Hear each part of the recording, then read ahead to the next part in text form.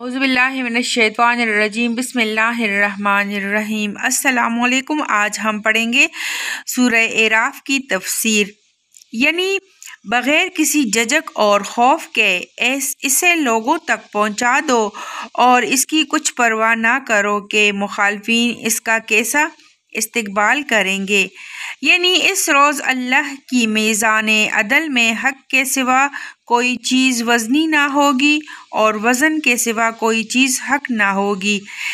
جس کے ساتھ جتنا حق ہوگا اتنا ہی وہ باوزن ہوگا، اور فیصلہ جو کچھ بھی ہوگا وزن کے لحاظ سے ہوگا، کسی دوسری چیز کا ذرہ برابر لحاظ نہ کیا جائے گا۔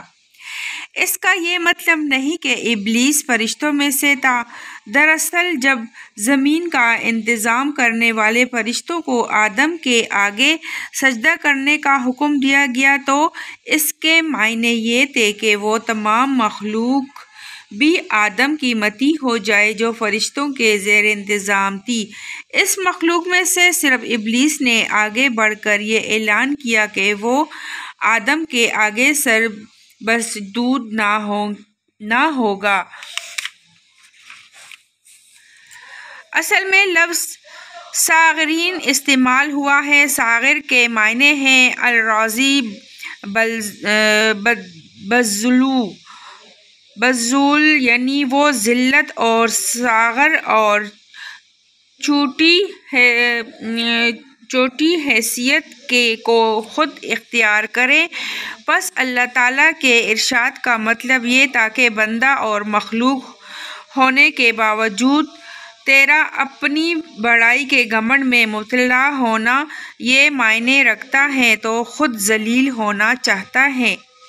اس سے معلوم ہوا کہ انسان کے اندر شرم اور حیا کا جذبہ ایک فطری جذبہ ہے، اور اس کا اولین مظہر وہ شرم ہے جو اپنے جسم کے محسوس حصوں کو دوسروں کے سامنے کھولنے میں آدمی کو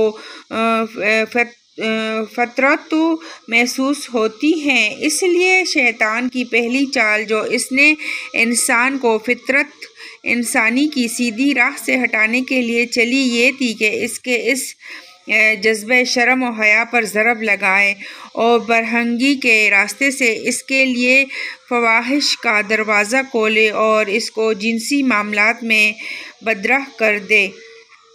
مزید برآں اس سے یہ بھی معلوم ہوا کہ انسان کے اندر بلند حالات پر پہنچنے کی ایک فطری پیاس موجود ہے۔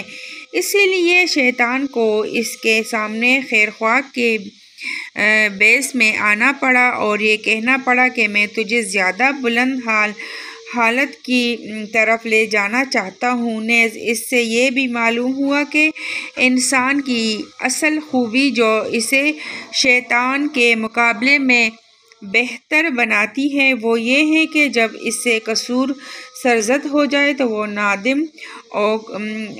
نادم ہو کر اللہ سے معافی مانگے، بخلاف اس کے کہ شیطان کو جس چیز نے ذلیل و خوار کیا وہ یہ تھی کہ وہ قصور کر کے اللہ کے مقابلے میں اکڑ گیا اور بغاوت پر اتر آیا۔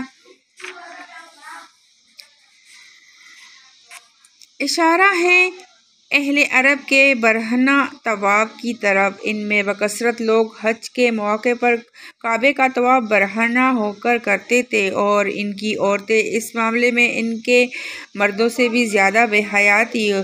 ان کی نگاہ میں یہ ایک مذہبی فعل تھا اور نیک کام سمجھ کر کیا جاتا تھا۔